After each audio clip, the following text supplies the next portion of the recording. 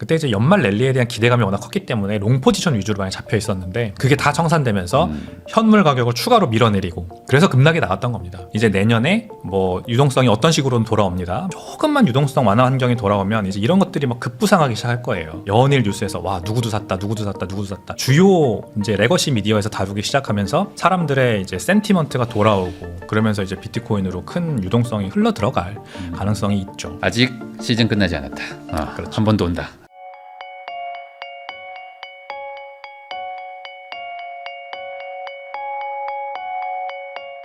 안녕하세요. 부익남TV의 부익남입니다. 오늘은 스매시파이 백훈종 대표님 모시고 최근 코인 시장에 대해서 이야기 한번 나눠보겠습니다. 대표님 안녕하세요. 안녕하세요.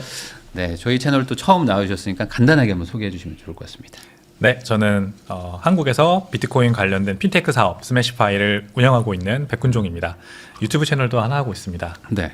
학고 아직 작지만 전지적 비트코인 시점이라고 하는 비트코인 교육 채널도 운영하고 있습니다. 네. 잘 부탁드립니다. 방금 말씀해 주신 대로 지금 전지적 비트코인 시점 채널을 운영하고 계시니까 결국에는 비트코인은 좋다. 라고 보시는 거잖아요. 좋다라고 보는 거죠. 네. 맞습니다. 그러면 오히려 지금 같은 지금 비트코인 막 하락 급락하고 뭐 살짝 회복했지만 약간 좀 비관론이 팽배한 이 상황에서 좀 비트코인 보유한 분들한테 좀 그 명확한 이야기를 좀 해주실 수 있을 것 같아가지고 좀 모셨는데 우선 지금 그 비트코인이 많이 빠졌으니까 네. 저도 좀 보유는 하고 있거든요. 왜 빠졌는지 그거에 대한 좀 견해부터 좀 궁금합니다. 비트코인의 이제 가장 여러분들께서 이해하시기 쉬운 별명이 있는데 네. 유동성 화재 경보기. 그래서 유동성이라는 불이 이렇게 확 붙으면은 네. 이제 가격이 빠진다. 그러면은 유동성이 시장에서 확 빠져나갔다는 거고 네. 유동성이 많이 다시 홍수처럼 들어온다. 그러면 이제 가격이 올라가는. 결국 유동성이라는 거는 시장에 돈이 많이 풀렸다는 건데 네. 이 돈이 풀리면은 뭐 다양한 루트를 통해 풀리겠지만 대표적으로는 연준에서 발행한 화폐가 은행을 통해서 우리에게 대출로 또는 뭐 다른 정부가 재정 지출을 통해 직접적으로 우리의 호주머니로 꽂아주는 어쨌든 이제 우리 소비자 입장에서 최종 네. 소비자 입장에서 돈 빌리기가 쉬워지고 그 다음에 돈 빌리기가 쉬워지고 그러다 보면은 나도 그러면 돈을 좀 융자를 통해서 뭔가 얻어서 뭐 해볼까? 그런 생각을 하게 되고 그게 사업으로도 가고 투자로도 가고 이런 겁니다. 근데 이제 이런 낙관론이 좀 사람들한테 팽배할 때 이럴 때 이제 모든 자산의 가격이 올라가지만 그 중에서도 특히 주목받아 올라가는 게 이제 희소 자산들인 것 같아요. 네. 실물 자산, 희소 자산. 그래서 이 부익남 채널이 가장 잘 다뤄주시는 부동산. 가장 대표적인 실물 자산의 뭐 왕 같은 개념이고 그리고 이제 금 같은 게 또 하나 실물 자산으로서 아주 네. 대표 주자인데 올해 이제 금 가격이 60%나 오르면서 이제 지금의 현재 트렌드는 확실히 디베이스먼트 트레이드가 맞구나. 그러니까 디베이스먼트가 화폐 가치 하락을 말하는 거고요. 트레이드, 화폐 가치 하락에 대비한 투자가 유행이구나라는 게 이제 올해의 트렌드예요. 근데 비트코인은 제가 이제 뭐 이 방송을 보시는 많은 분들께서 어떻게 생각하실지 모르겠지만 네. 제가 업계에서 7년 넘게 일했습니다. 네. 근데 이 업계 관계자로서도 느껴지는 거는 암호화폐는 특히 비트코인은 굉장히 많이 오해를 받고 있다라는 게 확실합니다. 저는 이제 실물 자산으로 생각을 합니다. 비트코인도 부동산이나 네. 금처럼 굉장히 좋은 이 화폐 가치 하락 방어의 해지의 역할을 할 수 있는 그런 굉장히 좋은 경화 하드 에셋인데 대부분의 사람들은 아직 비트코인을 블루칩 주식처럼 굉장히 뭐 위험 리스크 레벨이 높은 그런 위험 자산으로 생각하고 뭐 나스닥 3배 레버리지 ETF쯤으로 생각하는 그런 경향이 있죠. 네. 그러다 보니까 이제 여기서 나오는 미스매치가 굉장히 심한 것 같아요. 그래서 지난 한 10월 초에 12만 5천 달러 전고점을 찍을 때까지는 이제 연말 랠리에 대한 기대감이 컸거든요. 네. 근데 이제 10월 이후로 뭐 기준금리 인하 가능성도 사실 모르겠다였고 그다음에 내년에 대한 전망도 경기가 엄청 좋아지는 것도 아니고 그렇다고 인플레이션이 잡힌 것도 아니고 그다음에 노동시장은 둔화되는 오히려 모습 보이고 파월 의장은 계속해서 금리 인하에 소극적이고 이제 이런 흐름이 계속되다 보니까 비트코인은 주목을 못 받았던 거 유동성이 즉 타이트한 상황에서 주목을 못 받은 상황이니까 가격이 내려가는 그런 상황이었다 이렇게 보시면 되겠습니다. 그래도 생각보다 너무 급락을 해버려가지고 물론 그렇죠. 뭐 그 전에 뭐 10월 달에도 알트코인도 한번 막 출렁이기는 했지만 결국에는 코인 시장 자체에 있는 유동성이 좀 빠져나간 거죠. 그게 뭐 그렇죠. 다른 곳으로 간 거죠. 그동안 코인 시장에 있었던 자금은 워낙에 비트코인 가격도 횡보하고 알트코인도 예전 같은 폭발적인 상승세를 못 보여주니까 레버리지 파생상품 시장으로 많이 흘러갔었어요. 네. 그래서 비트코인의 변동성이 한 1, 2% 일간 변동성 기준으로 낮게 과거 대비해서 낮게 유지되는 게 결국 그 자금을 빨아들인 게 선물 옵션 시장 네. 그리고 비트코인 트레저리 기업들이었습니다. 이번에 비트코인 트레저리 기업들 중에 뭐 잘 아시겠지만 MSTR 같은 주식들이 네. 변동성이 엄청 낮지 않습니까? 비트코인이 뭐 2배 오르면 이건 4배 오르고, 그리고 파생 상품 시장에서도 레버리지 50배, 100배까지 가능하니까 여기에서 이제 많은 포지션들이 쌓여 있었는데 이제 예상치 못한 가격 하락이 10월 11일이었죠. 당시 이제 금요일에서 토요일 넘어갈 네, 네. 때 그 비트코인 가격이 한 3% 정도 빠지니까 그러면서 선물 연쇄 청산이 일어나고 연쇄 청산이 계속해서 이제 롱 포지션들을 터트리면서 그때 이제 연말 랠리에 대한 기대감이 워낙 컸기 때문에 롱 포지션 위주로 많이 잡혀 있었는데 그게 다 청산되면서 현물 가격을 추가로 밀어내리고 그래서 급락이 나왔던 겁니다. 거의 하루 만에 10% 가까이 급락이 나왔죠. 그래서 이제 190억 달러 정도의 자금이 암호화폐 시장 전체에서 청산됐고 3분의 2 정도가 알트코인이었습니다. 네. 그러니까 알트코인 자체도 변동성이 큰 위험 자산인데 거기에 레버리지를 껴서 파생상품 투자를 했던 거예요. 이 많은 암호화폐 투자자들이. 그러니까 좀 약간 지루했으니까. 지루했으니까. 변동성이 적으니까. 맞습니다. 그게 또 부동산 영향도 있습니다. 아, 그래요? 왜냐하면 부동산 사고 싶잖아요. 네. 서울 아파트 사고 싶잖아요. 아, 이거 올라가니까. 따라가려고. 근데 이제 대출도 막히고 워낙 많이 올라가고 이러다 보니까 살려고 암호화폐 시장에서 빨리 단기 자금 이제 돈 벌어서 이걸로 하려고 하는 그런 사람들도 많았다고 저는 봅니다. 네. 그러니까 그게 어찌 보면 이제 여러 가지 요인이 겹치면서 사실 과도한 급락이 나왔다. 그렇게 좀 해석을 하시는 거죠. 그러면 결국에는 이게 돌아가려면 말씀하신 것처럼 이제 유동성이 계속 공급되고 시장에 이제 돈이 넘쳐나면 결국에 이제 흘러 여기까지 올 텐데 지금 이제 뭐 어제죠. 어제 미국도 금리를 또 낮추고 이런 상황에서 그러면 이제 그 과도하게 내려온 것이 빠르게 회복할 것이냐 아니면 좀 횡보하든지 아니면 뭐 일부 조금 추가 하락을 하고 좀 생각보다 좀 시간이 좀 걸릴 것이냐 뭐 이 부분에 대해서는 좀 제일 궁금해들 하실 것 같은데 어떻게 생각하십니까? 일단은 유동성 화재 경보기가 다시 돌아오는 조건은 말씀하신 네. 금리 인하가 일단 가장 대표적인 게 맞아요. 근데 금리 인하는 지금 이번에 FOMC에서 결과도 나왔지만 아마 한 다음 3년 네. 이렇게 긴 기간 동안 3% 정도 때까지 내리는 게 최선일 것 같습니다. 이제 현재 FOMC 12월 FOMC 결과로 보면은 2026년에 한 번, 네. 27년에 한 번 이렇게 0.25% 포인트씩 내린다는 건데 그렇게 되면은 이제 3.5% 때까지 내린다는 거고 거기에서 조금 더 급격하게 내리면은 3% 때까지 내리는 거거든요. 그래서 4%에 있던 기준금리가 3%로 내려오는 정도, 이 정도면은 사실 그렇게 급격한 양적 완화로서의 그런 전환은 또 아니에요. 그러니까 저는 지금 제가 말씀드린 3년이라는 기간 동안 경기에 어떤 이상 신호가 또 발생하지 않는다는 그런 전제 하에 이 정도 수준의 금리 상황이 이어진다면 방금 말씀하신 것 같은 그런 급격한 유동성 장세, 네. 위험자산 선호 심리가 급격하게 좋아지고 모든 것들의 가격이 다 올라가는 그런 우리가 2020년, 21년에 봤던 그런 상황은 잘 오지 않을 것 같습니다. 지금까지 2023년부터 지금까지도 계속해서 주도주 위주의 장세가 펼쳐졌었죠. 그게 주식시장이든 부동산 시장이든 암호화폐 시장이든 비트코인만 같습니다. 뒤늦게 이더리움, 리플 같은 메이저 알트코인들이 몇 개 따라오는 식으로 장세가 펼쳐졌고 네. 주식도 뭐 S&P 500 지수의 500개 종목 중에 7개 종목을 빼면은 연간 수익률이 뭐 1%에서 7%대 네. 한 자릿수로 낮아지는 거 아닙니까? 부동산도 서울 집값은 많이 올라가고 지방은 떨어지고 이렇게 주도주 위주 장세가 앞으로도 저는 펼쳐질 거라고 봐요. 근데 여기에서 이제 금리 인하나 통화 정책 이런 거 빼고 지금 당장 연준이 급한 불이 발등에 떨어진 게 우리가 주목할 부분입니다. 그 시중에 미국이라는 나라는 이제 은행 시스템이 굉장히 중요한데 네. 2008년 금융위기가 결국 이 은행 시스템의 실패였죠.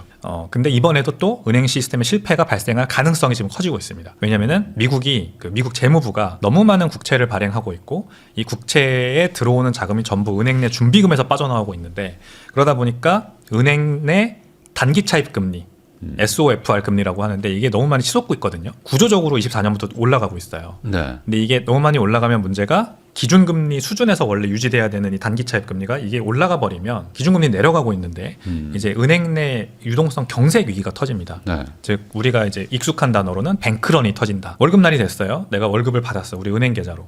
그러면 이걸 인출을 하려고 하는데 은행에 돈이 없는 상황. 그래서 한 이틀 있다 드리면 안 될까요? 사실 말이 안 되죠. 네. 우리가 한 번도 경험해 본 적이 없는 일입니다만 이런 상황이 발생했던 게 바로 과거 23년 실리콘밸리 은행 파산 사태 이런 겁니다. 그래서 연준은 이거를 진화하고자 FOMC에서 이제 400억 달러 긴급 유동성 미국 재무부가 발행하는 단기 채권을 매입하겠다.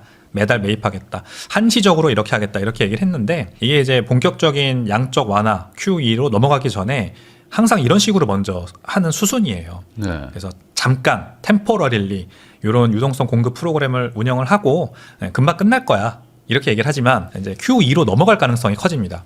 그럼 이거는 기준금리 인하나 통화정책과는 상관없이 은행 내 유동성 경색을 막기 위해 이제 자산 매입 프로그램, 재무부의 단기 채권을 계속해서 매입하는 뭐 영구히 언제 끝날지 모르는 종료 시점이 없는 이런 자산 매입 프로그램이 다시 시작되고 네. 또 리포를 통해서 은행들한테 유동성을 계속해서 수혈하는 식으로 이 은행 내 시스템 준비금 경색을 해결하려고 할 가능성이 크다고 저는 보거든요.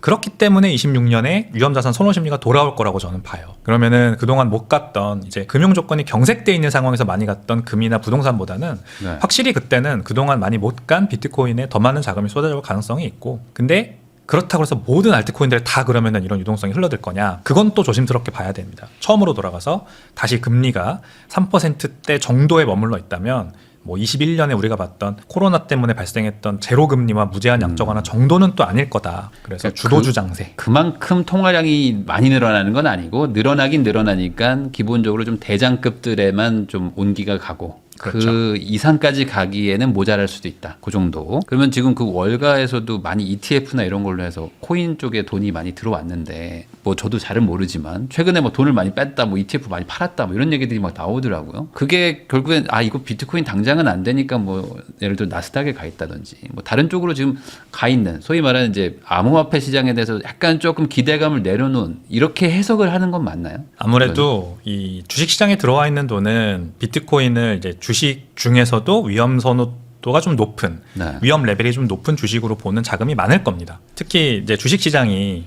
패시브 자금이 굉장히 많아요.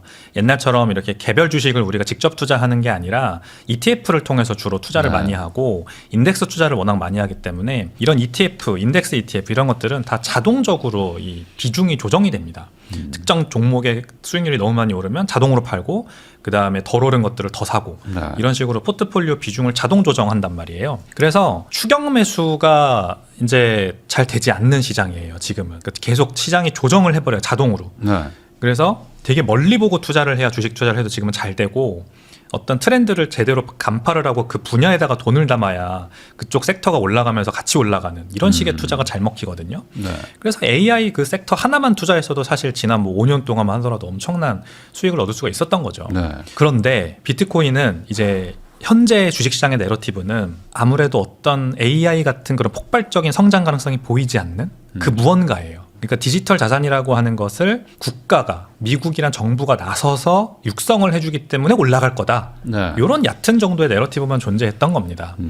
이제 주식시장에서는 그래서 ETF를 통해 유입이 많이 들어온다. 그러면은 좋아. 그러면 트럼프 행정부가 이제 비트코인에 대해서 막 규제도 완화해 줄 거고 전략적 비축으로 보관도 할 거고 계속 매입할 거고 이러니까 가격이 오르겠네. 게다가 이제 2조 달러밖에 안 되는, 현재 2조 달러 밑으로 내려왔는데 시가총액이 2조 달러 미친 작은 자산이라서 편하게 투자할 수 있었던 거죠. 하지만 그만큼 이제 정책, 우호적인 정책에 대한 기대감이 줄어들고 뭐 전략적 비축한다더니 새로 사는 것도 없네, 이런 식으로 기대감이 떨어지면은 그만큼 빨리 자금이 또 빠져나가기도 하는 겁니다. 그러니까 지금 연초부터 우리가 주식시장에서 바라보는 비트코인의 이 상승 내러티브가 규제 완화, 네. 정부가 이 육성해준다, 이런 것들이었는데 이게 가장 대표적이었는데 그게 그렇게 크게 공격적으로 지금 1년 동안 발생하지를 않았어요. 뭐 법안 같은 것들도 지금 다 아직도 의회에 계류되어 있고, 이 행정명령을 내렸던 스트래티직 비트코인 리저브라고 하는 SBR, 이것도 버젯 뉴트럴한 방식으로 비트코인 개수를 늘려가길 바라지만 사실 그러지 않고 있고, 디지털 자산이라는 아젠다 자체가 지금 의회에서 논의가 많이 안 되고 있고, 얼마 전에 이제 국가안보회의에서 트럼프 대통령이 이제 그 중요한 국정 아젠다들을 발표를 했는데 거기에 또 디지털 자산은 빠졌단 말이에요. 이러다 보니까 이제 내러티브가 사라진 거죠. 소멸돼 버린 거죠. 그러다 보니까 주식시장에서는 ETF를 통해 들어왔던 자금들이 많이 빠져나가는 그런 중이라고 보시면 될 것 같습니다. 그러니까 다른 게 지금 가고 있는데 굳이 여기에서 묶여 있을 이유가 없다. 뭐 이렇게 생각을 할 수도 있겠죠. 그럼 이게 소위 말하는 시즌 종료가 아니겠느냐. 무슨 다시 부활할 가능성이 있는 건가. 이거에 대한 그 회의감 분명히 있을 것 같은데 시즌 종료는 아니라고 보시는 거잖아요, 결국에는. 맞습니다. 결국에 유동성이 풀려가지고 다시 돌아온다 말고 그 플러스 알파가 또 있을까요? 여기서? 일단 제가 말씀드린 주식시장의 비트코인에 대한 내러티브, 정책 수혜에 대한 기대감, 이런 거는 좀 잘못 짚은 거예요. 애초에 비트코인은 어떤 정책적인 이런 수혜가 필요가 없습니다. 아 그래요? 그렇습니다. 비트코인은 어차피 금 같은 무기명 자산이고 네. 베어럴 에셋이라고 하죠. 국경의 존재를 희미하게 만드는 무기명 네. 자산이고 등기 칠 필요 없는 자산, 베어럴 에셋이고 희소한 자산이기 때문에 게다가 이제 희소함이 흔들리지 않을 거라는 강한 신뢰가 존재하는 자산이죠. 그렇기 때문에 완전히 디베이스먼트 트레이드, 즉 제가 말씀드린 화폐 가치 하락에 방어하는 수단으로 투자하는 게 맞는 거거든요. 네. 근데 이제 아직 주식시장은 이거를 제대로 해석하지 못하고 있기 때문에 지금 잘못 판단을 한 거죠. 그래서 단기적인 가격 하락이 온 거고 이 가격 하락의 원인이 그거라면 이제 내년에 뭐 유동성이 어떤 식으로는 돌아옵니다. 만약에 중간 선거를 이제 대비하는 트럼프 대통령이 재정 정책을 쓰겠다. 그래서 뭐 델 컴퓨터한테 마이클 델 회장한테 뭐 60억 달러나 그 기부를 받아서 이걸로 미국에 있는 모든 아동들에게 1,000불짜리 주식 투자 계좌를 열어주겠다는 이런 재정 정책도 펴고 이러잖아요. 네. 이게 뭐 코로나 때도 있었던 일입니다. 가정마다 2,000달러씩 주겠다. 그리고 연준은 말을 안 듣지만 우리 재무부가 알아서 국채 발행해가지고 이제부터 선심성 공약을 통해서 돈 풀겠다라고 하는 것들이 내년에 막 시작될 것 같아요. 그리고 이제 연준 입장에서도 일단은 연준 의장이 케빈 헤셋이라고 하는 비둘기파로 갈아치워질 가능성이 또 논의되고 있죠. 지금 네. 굉장히 매스컴이 뜨거운데 이제 연준 입장에서도 제가 말씀드린 그런 은행 내 유동성 경색 위기를 피하기 위해서 자산 매입 프로그램 다시 시작하고 이러면 이게 또 유동성입니다. 그냥 그대로. 그러다 보니까 정책 수에 사실 이거는 너무 올드 아젠다가 되어버린 게 맞고요.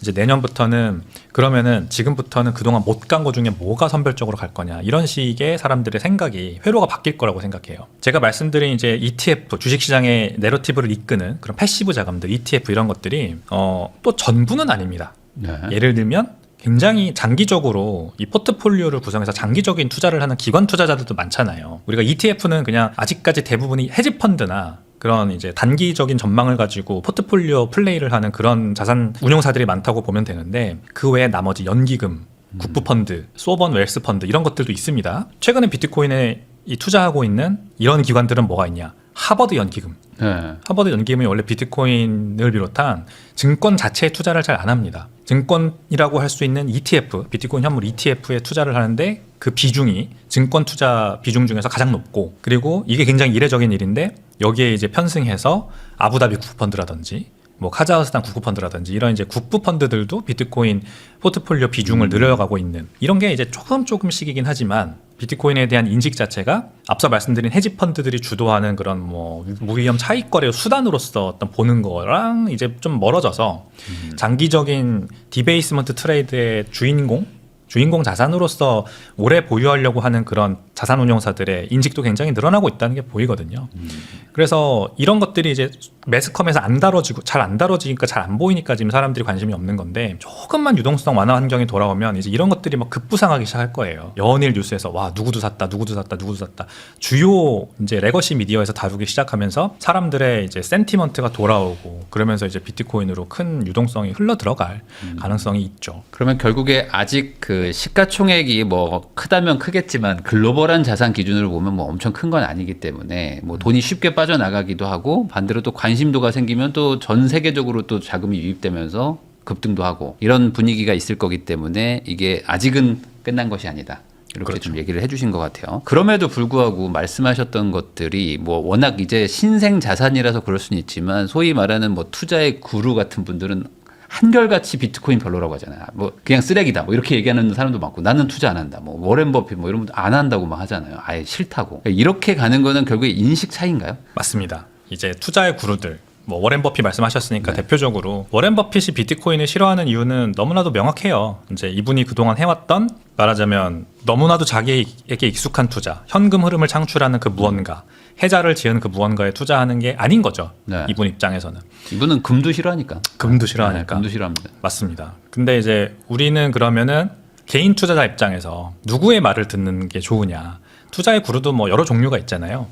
저는 가장 대표적으로 일론 머스크를 말하고 싶어요. 네. 일론 머스크는 비트코인에 우호적이고 최근에 나온 인터뷰에서도 비트코인이 앞으로 AI, 휴머노이드 로봇 이런 것들이 지배하게 되어서 노동력이 이제 필요 없어지고 모든 게 너무나도 풍요로워지기 때문에 이제 에너지의 가격도 그러니까 돈의 가치가 점점 필요 없어지는 네. 돈의 가치가 이제 디플레이션으로 가는 인플레이션이 아니라 이런 세상이 올 거다라고 얘기할 때 비트코인이 진짜 돈으로 쓰일 수 있다는 얘기를 직접 하더라고요. 네. 왜냐하면 물질과 서비스와 노동력 이런 것들이 너무 풍요로워지면 오히려 돈의 가치가 희소해져야 된대요. 그래서 에너지가 돈이다. 왜냐하면 에너지는 정부가 마음대로 발행할 수도 없고 뭐 법을 통해서 제정해서 뿌려댈 수도 없고 이런 거기 때문에 네. 희소한 에너지야말로 이제 앞으로 풍요로운 세상에서 돈으로 쓰이게 된다라는 전망을 얘기를 했어요. 그리고 비트코인이 에너지를 투입해서 만들어내는 희소한 돈이기 때문에 비트코인이 돈이다 이런 얘기를 했습니다. 제가 이런 얘기 하면 이제 공상과학 얘기하는 것 같아요. 네. 일론 머스크 인터뷰의 반응도 그랬어요. 무슨 뭐 앞으로 50년 뒤에나 일어난 일을 가지고 노동력이 다 없어지고 너무 풍요로워져서 이제 에너지가 돈으로 쓰이게 될 거다라고 얘기를 하냐. 근데 일론 머스크는 정확히 3에서 5년 뒤라고 얘기를 했습니다. 이게 이제 지금 이 방송을 보시는 분들도 제가 이렇게 말하면 공상과학 같다고 얘기를 하는 거, 이게 바로 지금 어시메트리라고 하는데 비대칭적인 기회. 그러니까 워렌 버핏이 이런 똑같은 얘기를 했으면요 아마 난리가 났을 거예요. 온 사람들이 다 그러면 주식 뭐 사야 되지? 휴머노이드, 에너지 관련주, 그리고 떨어질 주식들도 찾겠죠. 이제 뭐 그러면은 모든 것들이 풍요로워진다고? 그러면 이제 뭔가 월마트, 타겟 이런 소비재 같은 것들은 안 좋겠네? 이러면서 이 월가에서 난리 보고서 막 나오고 난리가 났을 텐데, 일론 머스크가 이런 얘기를 하면은 굉장히 저평가하는 경향이 있습니다. 이게 어차피 주식시장에서는 이게 밥그릇이기 때문에, 자 지금 당장 내가 소비재 섹터를 커버하는 애널리스트인데 일론 머스크 말대로 될 거면은 지금 당장 다 팔아야 돼요. 그 주식들 다 똥값이 될 건데, 그러면은 월가 입장에서는 그냥 리포트를 안 쓰는 게 낫죠. 네. 어차피 언제 올지도 모르는 미래. 그렇기 때문에 언제나 일론 머스크의 전망은 저평가돼요. 하지만 이 사람은 모든 거를 다 현실화한 사람이죠. 자율주행차 세상 올 거라고 했는데 실제로 왔고, FSD 완전 자율주행 왔죠. 전기차 완전 자율주행 다 왔죠. 그 다음에 인터넷으로 전 세계를 잇겠다 스타링크 실제로 했죠. 뭐 이렇게 시기는 아무튼 타이밍은 좀 달랐지만 거의 대부분 다 현실화되고 있어요. 우리 개인 투자자 입장에서는 월가가 무시하는 저런 사람들의 의견을 들어서 오히려 미리 투자하는 게 더 좋다. 이게 제 결론입니다. 워렌 버핏이 하라는 대로 투자한다고 돈 번다는 사람 전 못 봤어요. 진짜 어려워요. 워렌 버핏이 어떤 결정을, 무슨 분석을 통해 어떤 마인드를 가지고 이런 결정을 했는지를 후행적으로 우리가 알고, 워렌 버핏 포트폴리오가 이래? 그럼 나도 따라 사야지. 이랬을 때 돈 벌기가 너무 어렵죠, 사실상. 이제 일론 머스크 같은 선구자들, 빌더라고 하죠, 결국. 사업가들, 이 빌더들의 말을 듣고 이해를 하고 이들의 전략과 결정을 따라가면은 그게 타이밍의 차이는 있을지 몰라도 어쨌든 이제 그들의 성공과 같이 가게 되는 거거든요. 그래서 저는 이렇게 생각을 해야 된다 생각해요. 구루들이, 특히 이제 워렌 버핏 같은 사람들이, 특히 주식시장에 있는 유명한 투자자들이 이제 많이 비트코인을 폄하하는데, 아마 비트코인에 대한 이 공부나 연구를 충분히 하지 않은 상태에서 자신이 가지고 있는 기존 난리지를 가지고 판단하고 있을 가능성이 저는 굉장히 커 보여요. 뭐 이제 한두 줄짜리 신문 기사나 이런 것만 가지고 이 사람들의 비트코인에 대한 이 지식의 폭을 판단하기가 어렵잖아요. 그래서 함부로 말하기는 좀 조심스러우나, 아마 대표적으로 또 하나의 인물 레이 달리오 같은 사람들이 최근에 얘기한 게 이제 제가 그렇게 판단하게 된 또 계기가 됐었죠. 예를 들어 뭐 양자 컴퓨터의 위협 때문에 비트코인은 기축통화의 지위는 이르지 못할 것 같다. 이런 게 이제 대표적으로 비트코인에 대해서 좀 그러니까 공부를 안 했구나 라고 제가 판단하게 되는 그런 부분이거든요. 그래서 되게 특이한 현상이, 부동산 쪽 공부를 하신 분들, 부동산 쪽에서 돈을 버신 분들은 이런 것에 갇히지 않으시더라고요. 오히려 비트코인에 대해서 되게 우호적이에요. 네. 그 주식시장에서 오랫동안 돈을 버시고 여기에서 공부를 많이 하신 분들은 계속 기존의 자신의 난리지로 비트코인을 판단하다 보니까 이게 매칭이 잘 안 되는 거예요. 돈 버는 방법이 아닌 거죠, 이거는. 근데 부동산으로 성공하신 분들은 되게 그런 어떤 밸류에이션, 어떻게 이거를 밸류에이션 할 수 있냐, 이런 측면으로 보는 게 아니라 그냥 그 뭐 부동산 물건 하나를 볼 때에 내가 판단했었던 그런 기준들을 가지고 비트코인을 보면은 일견 말이 되는 것 같아요. 수요와 공급을 봅니다. 네. 그러다 보니까 더 쉽게 이렇게 유리천장 같은 게 깨지는 것 같다는 느낌이 들어요. 그래서 우리 투자자분들도 조금 어떤 구루들의 말을 귀담아 들을 거냐를 보시고, 제가 추천해드린 대로 일론 머스크가 비트코인에 대해서 우호적으로 얘기하는 그 포인트들에 대해서 한번 더 귀담아 들으시면 좋을 것 같다. 아직 시즌 끝나지 않았다. 그렇죠. 한 번 더 온다라고 얘기해 주셨습니다. 백훈종 대표님하고 이야기 나누고 있습니다. 아까 이제 에너지가 오히려 화폐가 되고, 이제 뭐 노동력이나 이제 물건이 이제 풍부해지면은 이제 돈의 가치가 뭐 오히려 더 뭐 희소해지고, 뭐 이런 얘기를 좀 해주셨는데, 사실 그 가기 전에 지금은 뭐 미국 부채 너무 많다, 뭐 지금 뭐 4경인가요? 뭐 5경을 넘어간다, 이거 뭐 해소 안 된다, 뭐 여러 가지 얘기들만 나오고 있는. 그러니까 지금은 돈값이 너무 싸지고 있어가지고 걱정인 이런 상황이기도 하잖아요. 사실 지금 뭐 주식 투자든 뭐 부동산이든 뭐 안 해놓은 사람들은 상대적으로 좀 가난해지고 있는 상황이기도 한데, 이런 상황에서 아까 말씀하셨던 그 화폐 가치 하락을 방어하는 거, 금이 그걸 정확하게 하고 있는 거 아닙니까? 그렇죠. 그러면 금 대신에 굳이 비트코인을 사는 이유는 뭔가요, 이게? 아주 좋은 질문이십니다. 일단 금은 화폐 가치 하락의 아주 대표적인 해지 수단으로서 오랫동안 우리 인류와 함께 해왔어요. 네. 근데 이 금값이 1940년 브레튼 우즈 체제를 겪으면서 이제 순전히 수요와 공급에 의해서 움직이지 않는 세상이 됐습니다. 중앙은행이 금을 이제 대표적으로 가장 많이 수요하는 수요처가 되었고, 이 중앙은행의 금을 담보로 화폐를 발행해온 게 지금 이제 브레튼 우즈 체제. 네. 브레튼 우즈 체제는 미국이 포트녹스에다가 다른 나라들의 금괴도 다 모아서 대신 보관해주고, 그만큼 금 현물 거래를 쉽게 할 수 있게끔, 금을 담보로 한 어떤 화폐의 거래를 쉽게 할 수 있게끔 달러와 그리고 파운드화를 발행해서 이거를 이제 전 세계 무역 대금으로 쓰자, 무역 결제 수단으로 쓰자, 이런 움직임인데, 이게 이제 70년대에 닉슨 쇼크 있으면서 이제 깨진 겁니다. 이제 금 태환이 더 이상 안 된다. 왜냐면은 금에 패깅한 화폐를 발행하다 보니까 전쟁이 발생하거나 기근이 발생하거나 뭔가 경제 위기가 터졌을 때 중앙은행이 마음대로 화폐를 더 발행할 수 없는 거죠. 그래서 안 된다 이거는. 그래가지고 그냥 금태환 끊어버리고 화폐를 이제 그냥 오로지 신용만 가지고, 이 정부 발행 채권의 신용만 가지고 무한대로 발행하는 세상으로 온 거죠. 근데 이 금은 결국 거기서 한계를 보여준 거예요. 금은 현물로 거래되기가 너무 어렵습니다. 네. 무조건 맡아놓고 증서를 발행해서 이 증서로 거래를 해야만 하는, 그래서 노트라고 불렸던 거죠 결국, 또는 네. 빌이라고 불렸던 거죠. 우리가 달러 빌이라는 말을 쓰고 또는 뭐 정부 네. 노트라는 말을 쓸 때 그게 다 증서라는 뜻이에요 사실상. 금을 담보로 발행해주는 증서였어요. 근데 이제 비트코인은 이게 우연인지 필연인지 모르겠는데, 일단 금과 비슷한 특성이 있다는 거는 제가 따로 설명은 안 드리겠습니다. 이거는 그냥 그동안 많이 나왔던 내용들이라서, 금하고 비슷한 화폐가 가져야만 하는 경화, 하드 머니가 가져야만 하는 특성을 다 갖추고 있다. 비트코인이 금보다 부족한 거는 그냥 딱 하나예요. 5,000년의 역사가 없다. 역사가 너무 짧다. 요게 이제 사람들의 인식이 아직까지 좀 좋지 않은 거고, 그거 외에는 다 똑같습니다. 금하고. 그러면 이제 남은 거는 추가적인 기능들을 봐야 되는데, 금은 제가 말씀드린 것처럼 그 실제 무역의 결제 수단으로 쓰기는 너무 어렵다. 그렇기 때문에 반드시 제3자의 신뢰가 필요한 거죠. 어딘가에 맡겨야 되고, 그 맡기는 사람을 신뢰해야만 하는 그 한계에 이제 봉착을 하는데, 비트코인은 그 한계를 극복한 인류 최초의 자산입니다. 이게 기술이라서 이해하기가 어려울 뿐이지 한번 이해하고 나면은 제3자 신뢰가 필요 없다는 게 얼마나 위대한 지금 기술인지를 알 수가 있게 돼요. 그러니까 이제는 인터넷에 올려서 인터넷상에서 그 금 현물 자체를 가지고 무역 결제나 뭐 가치 여장 수단으로 쓰던지 송금에 쓰던지 이런 것들을 다 할 수 있게 세상이 된 겁니다. 그러므로 혁신적인 기술이면 분명해요. 그러므로 여기에 이제 투자를 할 수가 있게 되는 거고, 우리가 앞으로 금에 묶여 있었던 이 화폐 네트워크가 이제 금을 더 이상 쓸 필요가 없다는 걸 깨달으면 깨달을수록 비트코인으로 넘어올 거라는 계산이 가능한 거고, 그게 국가 단위, 전 지구 단위, 심지어 우주까지도 비트코인으로 결제하는 네트워크가 펼쳐질 수 있을 거다라는 기대를 할 수 있게 되는 부분이죠. 그러니까 예전 같았으면은 금화도 왕이 만들었다는 그 신뢰를 가지고 이제 거래를 했던 건데, 그거 뭐 위조하는 경우도 있고 하니까 항상 누군가의 그 검증이 필요한데, 맞아요. 이게 지금 비트코인 블록체인 기술은 그걸 누구나 이제 다 분산시켜서 해놓기 때문에 위조가 안 된다. 아주 간단하게 최근에 이제 그 창펑자오라는 바이낸스 창업자와 네. 피터 시프라고 하는 골드버그, 그리고 비트코인 이제 아주 안 좋게 생각하시는 분이 토론을 했는데, 거기에 나온 내용이 되게 재밌어요. 전 세계 금 협회에서 금의 진위 여부를 판단할 수 있는 방법은 딱 하나 있다라고 인정을 했어요. 불에 녹이는 거. 그래서 fire assaying이라고 하는데, 이제 비용이 또 수백만 원이 듭니다. 한 번 네. 금괴를 녹여서 뭔가 검증을 하기가.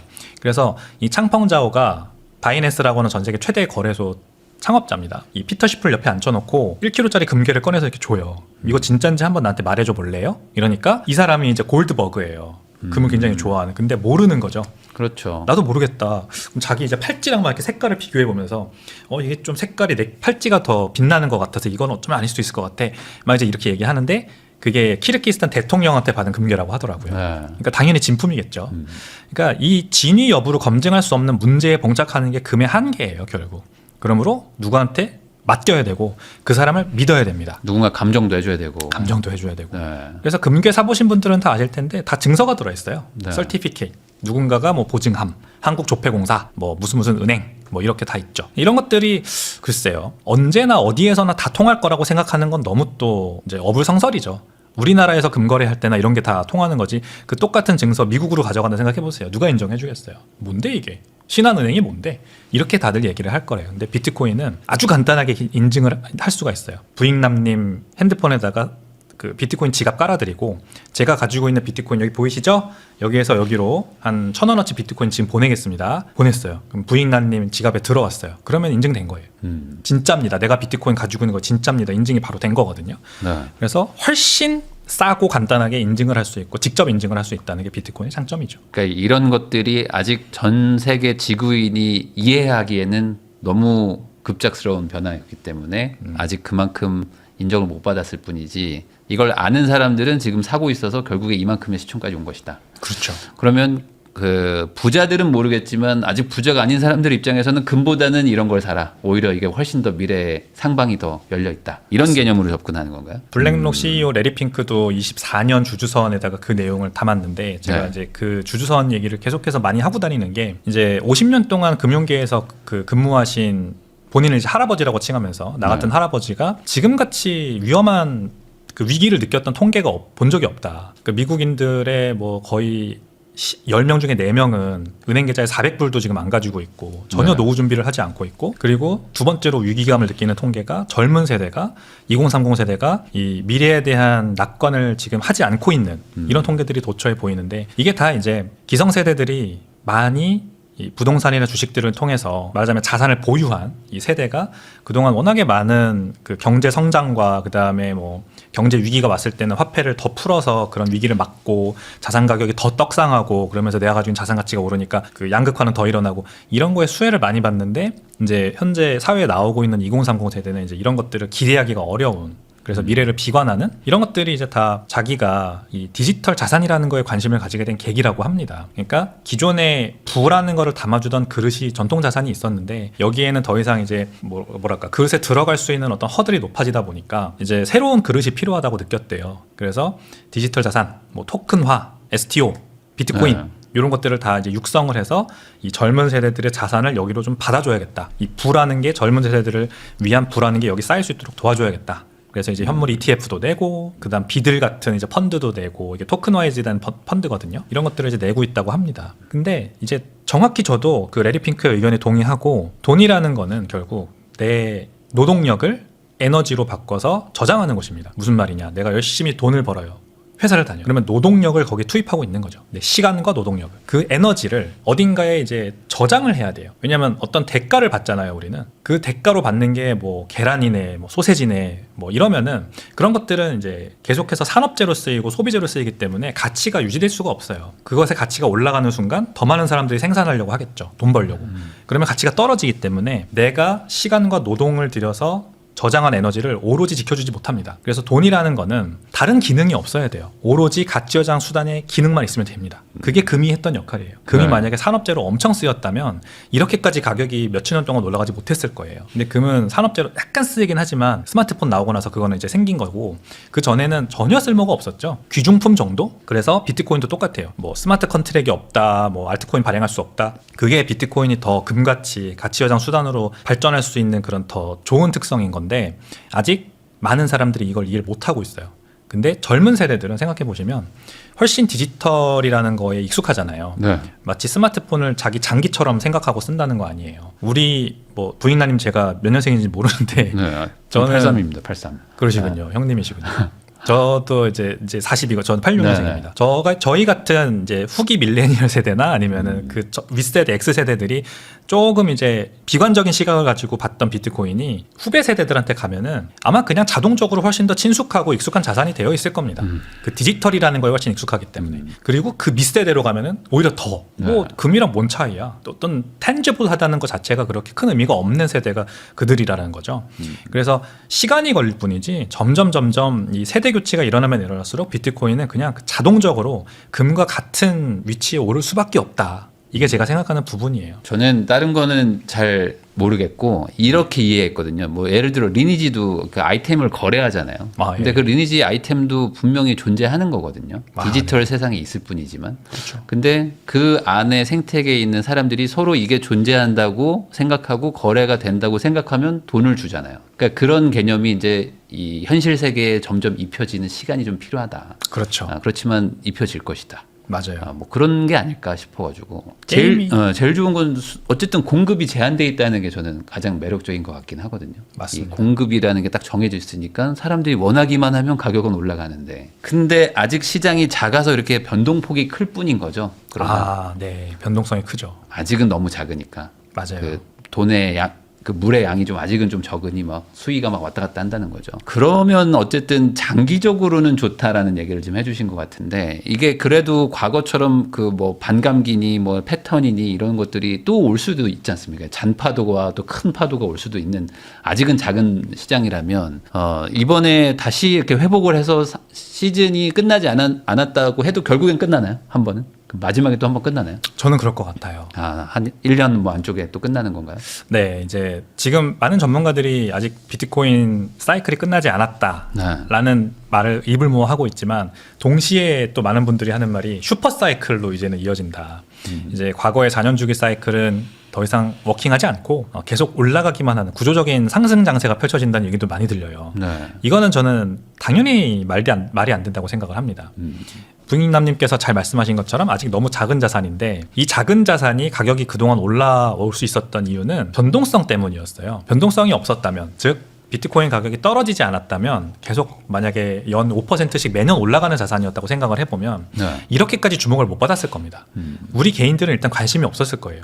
그리고 우리가 사기 전에 워렌 버핏 같은 아마 거대 이 투자자들, 고래들이 다 샀을 거예요. 왜냐하면 연 5%의 수익이 개런티로 발생하는 자산을 이런 사람들이 기회를 놓칠 리가 없죠. 그리고 우리들은 관심이 없었을 거고. 근데 비트코인은 엄청난 변동성을 가진 덕분에 그들보다는 그런 이제 구루들보다는 우리 같은 일반인들이 오히려 먼저 관심을 가지고 여기에서 이제 뭐 실패한 사람들도 많이 나오지만 그만큼 많은 부자들이 또 생겨나고 성공한 사람들이 나오면서 지금까지 올 수 있었던 겁니다. 근데 지금 갑자기 뭐 단지 현물 ETF가 나왔고 이제 기관들이 좀 관심을 보인다고 해서 이게 이제 끝났고 이제 앞으로는 연평균 5%씩 계속 올라가기만 한다는 거는 말이 안 되는 거예요. 이거는 결국 비트코인은 경기 사이클과 같이 갑니다. 인간의 심리 사이클과 같이 가는 거죠. 이 비트코인이 4년 주기 사이클을 가지는 거는 이제 반감기가 4년에 한 번 오기 때문인데 묘하게 그 4년 주기 사이클의 마지막 해, 가장 비트코인 가격이 많이 오르는 그 해가 언제나 이 미국의 ISM 제조업이랑 이 서비스업 지수로 볼 수 있는 경기 사이클의 상승기와 겹쳤었어요, 그동안. 네. 비트코인이 이제 나온 지 15년, 16년밖에 안 됐잖아요. 근데 그 짧은 기간 동안에 미국 경기 사이클도 4년 주기를 거쳤습니다. 그래서 언제나 2021년에도 그랬고 그 전에 2017년에도 그랬고 미국 경기 ISM 제조업 서비스업 지수가 올라갈 때 52로 올라갈 때가 비트코인 가격이 많이 올라갔던 때란 말이에요. 근데 이번에도 그게 똑같이 또 보이고 있는 거죠. 2025년이니까 이제 상승 사이클이 왔어야 되는데 잘 안 왔죠. 근데 경기 사이클도 50에서 계속 머물러 있습니다, 지금. 그러니까 경기에 대한 낙관을 이 제조업 구매자, 서비스업 구매자들이 하지 않고 있는 상황이기 때문에 비트코인 가격도 못 갔다. 경기 사이클과 겹치고 있다. 지금도 동행하고 있다. 이렇게 해석을 할 수가 있는 거거든요. 인간의 심리라는 거는 언제나 돌아오죠. 반드시 돌아옵니다. 경기를 낙관하지 않고 있는 제조업과 서비스업 구매자들의 마인드도 결국 어떤 이벤트 트리거를 통해서 또 다시 낙관으로 변할 거예요. 그게 저는 내년이라고 봅니다. 내년에는 이제 지금 우리가 계속 나눈 얘기가 결국 그 얘기잖아요. 유동성 돌아오고 금융 요건 완화되고 금리도 내려오고 이런 것들이 다 이제 경기 사이클의 상승 사이클로 전환되는 다 하나의 트리거들이고 그러면은 비트코인의 투자 심리도 돌아옵니다. 그러면서 이제 내년이 좀 기대가 되는 건데 그러다 보면 또 당연히 거품이 쌓이겠죠. 언제나 그랬습니다. 언제나 비트코인 같은 또 이 오해가 많이 켜켜이 쌓여 있는 신흥자산 같은 경우는 한 번에 많은 자금이 들어오고 한 번에 많은 낙관과 이제 거대한 욕망들이 들어오기 때문에 분명히 거품이 쌓이면서 또 비이성적인 가격 상승이 나올 거고요. 그 다음에 거품이 이제 빠지고 무너지면서 다시 하락장으로 들어가는 급락이 나오면서 이렇게 되겠죠. 이게 21년 수준까지 또는 17년 과거 상승 사이클 수준까지 뭐 올라갔다 떨어질 거냐 이거는 가능성이 낮다고 보지만 그래도 예년 수준에 굉장히 높은 가격 상승과 하락이 나올 가능성이 저는 여전히 높다라고 그렇게 생각합니다. 그러면 지금 최근 그 반감기 저점 대비 그래도 한 6, 7배 올라와 있는 상황이라고 봐야 되겠죠. 한 2천만 원대였었으니까. 그렇죠. 그러면 여기서 과거 같은 상승세로 뭐 다시 한번 뭐 10배, 15배 막 이렇게 올라갔다가 다시 한번 또 쭉 빠지는 이거는 반복될 것이다. 네, 반복될 거다. 그러면은 그러다 보면 그 단순 계산하면 뭐 3억 얘기 나오고 막 하는 거잖아요. 네. 그럼 지금으로 생각하면 거의 2배 반 이상 올라가는 가격대인데 그렇죠. 그런 또 폭발적인 상승이 또 일어날까 내년에는? 네, 다 가능합니다. 모든 게 다 가능합니다. 근데 올라가긴 올라간다는 건 저는 확실하고 어퍼 리밋이 3억이네 5억이네 이것까지는 전 잘 모르겠지만 얼마나 큰 비이성이 찾아오냐에 결국 달린 거예요. 지금 점도표를 찍은 연준 위원들의 경기에 대한 시각은 앞으로 3년 5년 뒤에도 계속 기준금리가 한 3% 초반에서 중반대 머물러 있어도 된다. 네. 그만큼 경기에 대한 자신감이 있는 거거든요. 진짜 연준 위원들이 그렇게 생각한다고 그렇게 역사가 흘러간 적이 단 한 번이라도 있었는지 과거 뭐 몇 년 전만 보더라도 인플레이션은 안 온다. 트랜지토리, 안 온다라고 했는데 인플레이션 때문에 기준금리를 약속한 거랑 다르게 급격하게 인상할 수밖에 없었잖아요. 네. 그러니까 이들의 말이 틀린다는 거를 전제를 하면은 뭔가 다음 3년에서 5년 사이에 뭔가 경제 위기가 한번 터질 가능성도 있지 않을까요? 뭐가 됐든 코로나 팬데믹 같은 어쩌면은 전혀 예상치 못한 게 또 터질 수도 있고 그러면은 또 돈을 풀 거예요.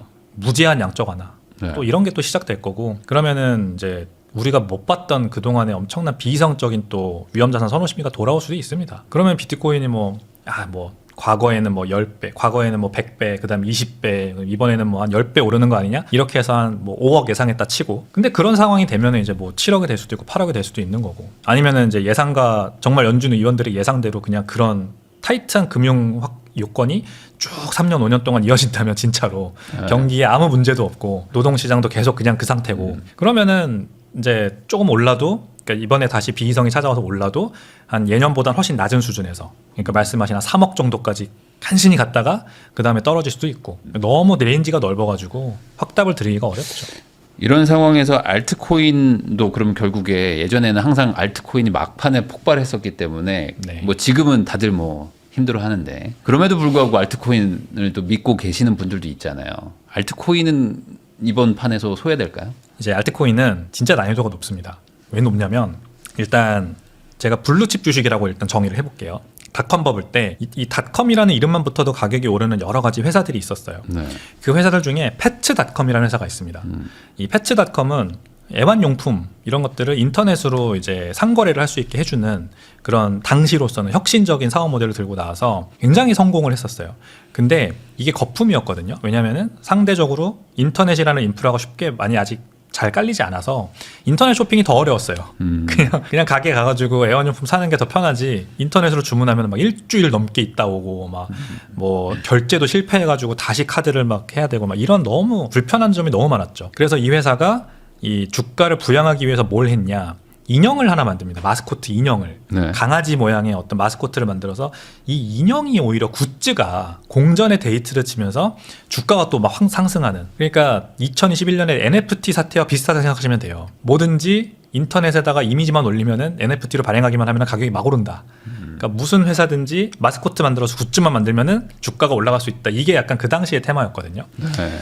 그러니까 펀더멘탈이 없는 상태에서 이 본 사업에서 돈을 못 버는 상황에서 닷컴이라는 이름 그리고 굿즈라고 하는 어떤 포장지 이런 걸로 주가 상승이 일어났던 게 이제 그 회사였습니다. 이런 게 그냥 하나의 예를 들어드린 거지 2000년대에 너무 많았죠. 그 격동의 시기를 거치고 살아남은 게 지금 뭐 M7 이런 빅테크 기업들인데 지금 생각해 보시면 이 암호화폐 알트코인들 중에도 비슷한 것들이 일단 너무 많아요. 네. 어떤 제대로 된 사업 모델을 비즈니스 모델을 발견하지 못한 상태에서 이 기술에 대한 기대감과 그 다음에 어떤 가격이 오를 거라는 그냥 막연한 기대감 이런 것만 가지고 존재하고 있는 그런 알트코인들이 너무 많습니다. 이런 것들이 아마 거품이 싹 빠지는 게 지금 현재 이 상황이고 이제 더 이상은 뭔가 내러티브가 없죠. 옛날에는 2020년, 21년에는 메타버스라는 유행어가 등장을 했었고 그래서 놓치면 안 되는 버스다. 네. 증권가에서도 막 그래서 리포트도 내고 막 이럴 정도로. 그리고 NFT가 이제 메타버스의 기저가 되었던 거였고, 그 다음에 무브투원 이제는 뭐 내가 이 앱을 들고 나가서 걷기만 해도 막 코인이 내 지갑에 쌓이면서 그게 경제 신흥 경제다. 뭐 이런 식으로 여러 가지 내러티브들이 막 만들어졌었는데 새로운 내러티브들이 지금은 알트코인들이 그런 내러티브를 거의 못 갖고 있고. 새로운 신흥 내러티브가 없고 정책 수의 기대감, 스테이블 코인 확장에 대한 기대감 정도. 네. 이 정도가 이제 가장 유일한 현재 살아남아 있는 내러티브입니다. 이 중에서 가장 가능성이 높다. 그러니까 정책 기대감은 이제 제가 앞서 많이 말씀드렸으니까 스테이블 코인 기대감을 이제 예를 들어 설명해 드리면 이렇게 생각하시면 될 것 같아요. 스테이블 코인, 달러 기반 스테이블 코인이 앞으로 많이 쓰이게 되고 전 세계로 확장되고 대중화될 거라는 거, 그 가능성이 50% 이상이라고 한번 가정을 해볼게요. 그럴 가능성이 높다. 그러면은 이제 스테이블 코인이 많이 발행되어 있는 이더리움이나 솔라나나 뭐 트론이나 이런 데 투자하면은 되겠다. 이렇게까지 이제 바로 생각이 전환이 되죠. 이게 이제 짧은 시각인 게 스테이블 코인이 발행될 수 있는 블록체인의 개수도 이론적으로 수백만 개거든요. 그리고 스테이블 코인이 발행되어서 거래되려면 일단 수수료가 쌓여야 되고 그 다음에 거래 처리 속도가 빨라야 되거든요. 근데 이더리움은 후발주자들보다 일단 이것보다 이 모든 면에서 느려요. 네. 느리고 비싸요. 그래서 후발주자들이 계속해서 이 거래량을 지금 계속해서 뺏어오고 있는 중이란 말입니다. 그리고 후발주자들이 그 후발주자들까지도 계속해서 등장을 하는. 그래서 지금 알트코인의 개수가 코인마켓캡이라는 사이트에서 트래킹하는 것만 수백만 개에 이른단 말이죠. 그러니까 이론적으로는 이 스테이블 코인이 계속해서 모든 블록체인들에 더 빠르고 더 싼 걸로 계속해서 전이되어서 발행될 수 있는데 왜 이더리움이 여기에 수혜주가 되어야 하는가에 대한 답을 스스로 못 내리고 있는 점. 그러면 솔라나나 트론은 어때? 마찬가지 상황에 놓이죠. 지금이야 이더리움보다 빠르지만 결국 또 후발주자보다는 느리고 비쌀 거니까. 그러니까 이렇게 또 2000년대로 돌아가 보면 2000년대에도 인터넷이라는 단일 네트워크가 나오기 전에 인트라넷이라고 하는 기업형 인터넷이 원래 줄을 이뤘었습니다. 우리 회사에서 만든 인터넷망을 이용하세요. 그러면은 좋습니다. 이렇게 이제 뭐 예를 들면 AOL, 뭐 마이크로소프트, 뭐 라이코스 뭐 이런 것들이 이제 다 동시에 존재를 하면서 자기가 인터넷이다라고 주장을 했던. 그래서 만약 그때 스테이블 코인이 있었다면 똑같이 얘기했을 거예요. 자, 우리 인터넷에서 스테이블 코인을 거래를 해라. 이런 식으로. 근데 결국 이 모든 것들이 너무 불편하고 비효율적이기 때문에 하나의 단일 네트워크로 합쳐졌죠. 그게 인터넷입니다. 인터넷, TCP/IP 프로토콜이라는 걸로 합쳐지면서 모두가 같은 표준으로 웹사이트를 만들고 앱을 만들고 이메일도 보낼 수 있게 되고 이러면서 훨씬 더 부가가치가 높게 발생할 수 있었던 겁니다. 그래서 저는 스테이블 코인도 단일 네트워크로 합쳐질 거라고 봅니다. 굳이 여러 개의 멀티 체인에서 동시다발적으로 이렇게 거래될 필요가 없어요. 그렇게 되지 않습니다. 돈도 단일 네트워크, 인터넷도 단일 네트워크, 스테이블 코인도 마찬가지. 인터넷의 돈이잖아요. 단일 네트워크. 그래서 가장 큰 네트워크로 합쳐질 건데 누가 뭐라고 해도 비트코인이 가장 큰 네트워크입니다. 가장 오래됐고 가장 신뢰가 높고 가장 크고 가장 탈중앙화되어 있고 그렇기 때문에 비트코인 위에 스테이블 코인이 얹혀져서 전 세계에서 쓰이게 되는 결과로 귀결될 거라고 저는 보고요.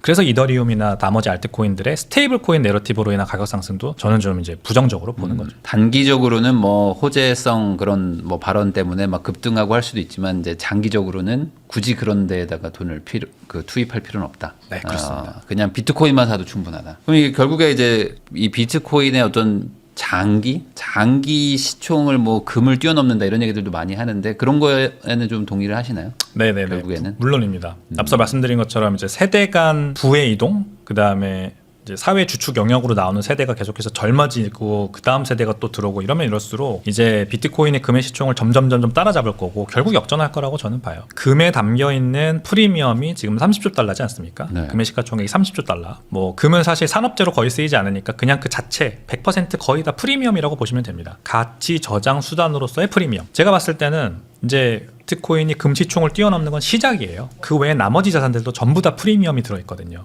예를 들어 부동산. 네. 추산컨대 330조 달러 정도의 330조 달러 정도의 부가 지금 부동산 시장, 전 세계 부동산 시장에 묶여 있는데 여기에는 실사용 가치도 한 절반 있을 거고 가치 여장 수단으로서 투자 자산으로서의 프리미엄도 한 절반 있을 거라고 저는 보거든요. 네. 그러면 330조 달러 나누기 2 하면은 뭐 대략 150조 달러 정도 되는 프리미엄이 또 다음 비트코인의 타겟인 거죠. 부동산이 더 이상 가치 저장 수단이 될 필요가 없는 비트코인이 있기 때문에 그러니까 이론적으로 얼마를 가져올지는 모르겠지만 아무튼 여기가 타겟도 되는 거고 주식, 채권, 귀중품, 뭐 귀금속, 미술품, 뭐 아니면 럭셔리카 다 마찬가지입니다. 모든 사람들이 다 실사용 가치만 보고 투자하는 건 아니고 이거에 투자해야 내가 앞으로 20년, 30년 동안 내 재산을 지킬 수 있다라고 보고 투자하는 거기 때문에 여기에 들어가 있는 이제 프리미엄들을 비트코인이 쪽쪽 빨아오면서 금의 시가총액 이상으로도 충분히 더 커질 수가 있다. 그러니까 미술품이 멋있고 좋아서 사는 사람도 있지만 이거 우선 쟁여놓으면 나중에 이제 가격이 올라갈 거니까 전략적 투자하시는 분들도 있는데 그런 수요들이 이제 비트코인으로 올 것이다. 네, 맞습니다. 그러면은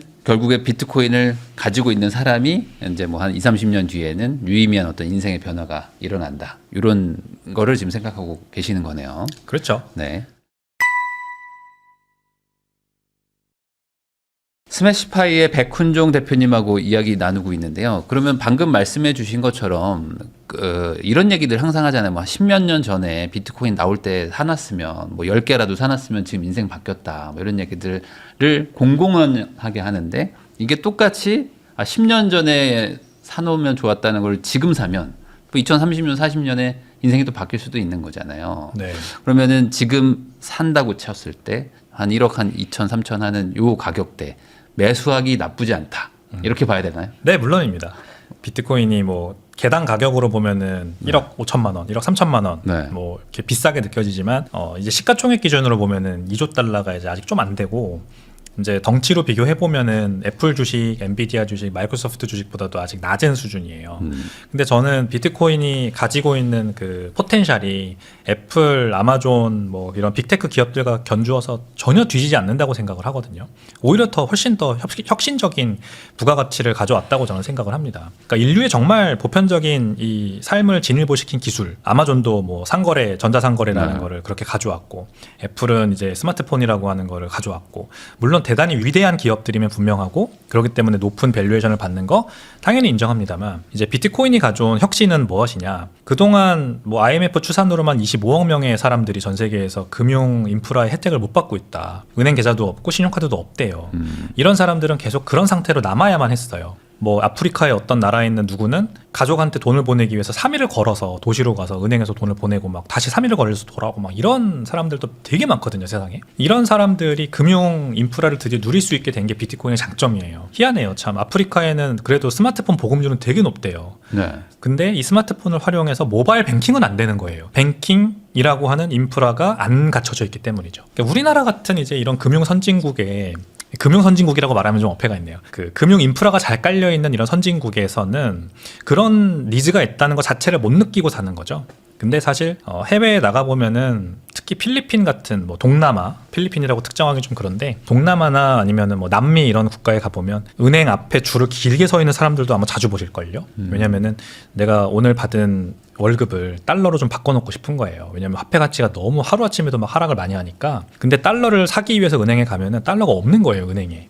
네. 그래서 은행에 줄을 이렇게 길게 서고 4시까지 줄 서고 결국 없다 그러면 돌아가고 다음날 또 줄 서고 이제 이런 사람들이 진짜 자주 보입니다. 이런 하이퍼 인플레이션에 허덕이고 그리고 이 물가 상승 때문에 이제 내 재산 가치를 지키지 못하고 또 돈을 보내기도 어렵고 받기도 어렵고 이런 모든 것들로부터 탈락한 삶을 사는 사람들이 비트코인을 활용하기 시작하면서 말하자면 선진국에 사는 우린들처럼 금융 문명의 혜택을 받고 살 수 있게 된 거예요. 그러니까 엄청난 혁신이거든요, 이거는. 이런 기술을 우리가 아직까지는 너무 저평가하고 있다. 그래서 이런 인식들이 올라와서 비트코인의 가치가 제자리를 찾을 때가 이제 본격적으로 대중화가 일어나는 시점이겠죠. 그게 바로 이제 뭐 캐즘 협곡이라는 말이 있잖아요. 어떤 위대한 기술도 반드시 초기 얼리 어답터들이 이제 얼리 어답터들에서 대중화가 되기 직전에 캐즘 협곡이라고 하는 그 긴 지루한 기간을 거치는데 그 기간 동안에는 이제 계속 공격받고 이거 사기다, 이거 뭐 해킹 당한다, 이거 뭐 이제 영으로 수렴할 거다 이런 이제 비난을 휩싸인대요. 그런 시기를 지나고 나면은 이제 폭발적으로 성장을 한다고 합니다. 제가 봤을 때 비트코인이 이런 캐즘 협곡을 지나고 있다. 그렇게 생각합니다. 마치 이제 테슬라가 전기차 만들어가지고 한다고 했을 때 뭐 다들 비난하는 거랑 뭐 비슷할 수도 있다. 그러면 결국에 이 사회적 인식이나 이런 것들이 이제 점차 바뀌어 가겠지만 사실 지금 뭐 비트코인 1억 3천이라고 하지만 그 소수점으로도 살 수 있잖아요. 근데 네. 이제 아주 초보적인 분들은 그거 너무 비싸서 못 샀어요. 뭐 이런 얘기를 하시는 분들도 많더라고요. 제가 1억 3천이 없어서 못 샀다. 그러니까 아직 그 인식이 아주 뭐 낮은 것 같아요. 전체적으로 봤을 때는. 그러면은 지금 이런 상황은 길게 봤을 때 이 비트코인 역사에서 아주 초기니까 지금 산다고 치면 물론 많이 사면 좋겠지만 최소한 뭐 한 개를 사라 뭐 이런 얘기 하시는 분들도 있잖아요. 네. 뭐 대표님은 어떻게 보십니까? 그렇죠. 이제 부익남이라는 채널명에 걸맞게 제가 부동산으로 좀 설명을 드려보면 네. 이제 1970년대 강남 땅을 아마 사시려고 했던 사람들도 비싸다고 생각하시지 않았을까요? 여기 뭐가 있다고. 네. 뭐 그때 얼마인지 제가 잘 모릅니다만 야 여기에 논밭인데 다 이게 뭔데 여기가 뭐 이 돈을 주고 사냐 이렇게 생각했던 사람들도 분명히 많을 거예요. 그 이면을 봤던 사람들은 지금 당장 얼마다 그래서 뭐 옆에 다른 땅과 비교해서 더 비싸다 이런 식으로 생각을 한 게 아니라 그 입지의 어떤 가능성을 봤겠죠. 이제 제가 좋아하는 또 다른 이제 부동산 전문가이신 유현준 교수님. 네. 이분은 이제 그 건축 디자인 하시는 분이잖아요. 그분이 이제 방송에서 자주 하시는 표현이 건물이 나무에서 철강이나 이런 더 튼튼한 재료로 지어질 수 있게 되면서 땅 한마지기의 가치가 훨씬 더 높아질 수 있었던 거고 왜냐하면 층을 높이 올릴 수 있으니까. 네. 그리고 거기에 엘리베이터라는 기술까지 등장을 하면서 더 높이 지을 수 있게 된 거고 즉 그 땅의 용적률이 기술 발전으로 인해 높아지면 높아질수록 그 땅의 가치가 올라가고 부동산 가격도 올라가는 이거는 1970년대에 그 농지를 다른 농지와 비교했던 사람들은 알 수 없었던 부분이었다고 저는 생각을 하거든요. 네. 즉 아예 기술적으로 내가 이런 세상이 올 거라고 예상을 했던 사람만이 강남 땅을 그렇게 당시에도 비쌌음에도 불구하고 살 수 있었다고 저는 봐요. 비트코인도 똑같습니다. 지금 비트코인은 그냥 다른 암호화폐 대비해서 가격이 많이 올랐고 더 비싸다. 이렇게 생각하면은 이 앞으로 더 올라갈 거라는 예상도 할 수 없고 그냥 비싸다는 느낌만 들 뿐인데, 이 비트코인은 말하자면 인터넷 세상에 지어진 강남이거든요. 네. 희소한 자산이라는 거는 결국 구획이 정해진 한정된 땅이란 얘기예요. 근데 이 땅에 앞으로 그럼 뭐가 올라갈 수 있냐를 봐야죠. 인터넷에 구글, 뭐 아마존, 넷플릭스 이런 건물들이 들어서면서 그 건물들의 부가가치가 엄청나게 높아졌듯이 이 인터넷이라고 하는 공간에 이제는 한정된 땅이 생겼어요. 인류 최초로. 그리고 이 땅 위에 뭐가 지어질지가 앞으로 우리가 고민해야 될 부분입니다. 예전에 70년대 예상할 수 없었던 철강 콘크리트 건물이나 엘리베이터 기술 같은 무언가가 이 한정된 인터넷 위에 땅 위에 올라올 거다라고 저는 봐요. 이게 앞으로 투자 포인트입니다. 그러면 지금 허허벌판이거든요. 비트코인은. 네. 이 위에 올라와 있는 게 없잖아요. 지금은 오로지 그냥 한정되어 있다는 것만으로도 가치가 막 올라가고 있는 거거든요. 그럼 이 위에 건물이 올라온다고 생각을 해보세요. 예를 들어 드릴게요. 미국의 유튜브라고 하는 가장 대표적인 동영상 스트리밍 플랫폼이 있습니다. 우리 다 유튜브를 쓰죠. 근데 럼블이라고 하는 동영상 스트리밍 서비스 혹시 들어보셨나요, 여러분? 럼블이요? 네, 럼블이라는 서비스가 있습니다. 이 서비스는 유튜브랑 똑같은 동영상 스트리밍 플랫폼인데 뭐가 다르냐? 유튜브는 자체 검열을 하잖아요. 어떤 컨텐츠들은 그냥 노딱이 붙기도 하고 아니면 그냥 채널이 폭파되기도 하고 이러지 않습니까? 네. 이런 것들에 불만을 느끼는 사용자들이 너무 많으니까 럼블이 이제 서버를 자체 서버로만 오로지 운영을 하고요. 절대 서버 위치를 밝히지 않아요. 그래서 정부 검열로부터 완벽하게 자유로운 진짜 자유의 동영상 스트리밍의 땅을 만든 겁니다. 근데 이 회사가 주가가 엄청나게 많이 올라가고 북미 지역에서 엄청나게 큰 성장을 하고 있거든요. 그리고 이 회사가 이게 우연인지 필연인지 모르겠는데 비트코인이랑 스테이블 코인, 달러 기반 스테이블 코인으로 크리에이터들에게 후원하는 기능도 앱에다가 담았어요. 네. 그러니까 내가 이걸 보다가 부익남 채널을 럼블을 통해서 보다가 저 게스트가 하는 말이 너무 마음에 드는데 그러면 좋아요 누르고 뭐 아니면 슈퍼챗도 쏠 수 있지만 비트코인이나 스테이블 코인으로 즉시 후원도 가능하고 이제는 아예 스트리밍 자체를 그냥 지갑에 있는 비트코인이 자동 차감되는 식으로 할 수 있게도 하는 기능도 나온다고 합니다. 그러니까 원래는 광고를 보거나 아니면 미리 구독을 해서 돈을 내고 보거나 이게 유튜브랑 똑같았는데 이제 내가 보는 만큼 비트코인 지갑에서 분당으로 자동으로 차감되는 식으로 결제를 할 수가 있게 되는 거예요. 이게 돈의 스트리밍이라는 표현을 씁니다. 동영상만 스트리밍 되는 게 아니라 돈도 스트리밍 되는. 그러다 보면은 럼블이라고 하는 회사의 모토에 맞게, 즉 우린 검열 없다. 전 세계에서 그냥 원하는 컨텐츠 마음대로 올려서 볼 수 있다. 돈도 당신이 어디에 있든 어느 국가에 있는 사람이건 이 탈중앙화된 돈인 비트코인을 활용해서 마음대로 후원하고 쓰고 받고 거기에서 경제 활동을 하세요. 이렇게 되는 진짜 비트코인 땅에 건물이 하나 들어선 거죠. 이 건물이 뭐 앞으로 엄청나게 유튜브처럼 성공할지 그거는 일단 모르겠습니다. 하지만 어쨌든 들어서고 있어요. 이런 것들이. 이런 가능성을 보고 비트코인에 지금 투자한다면 한 개를 사는 건 엄청나죠.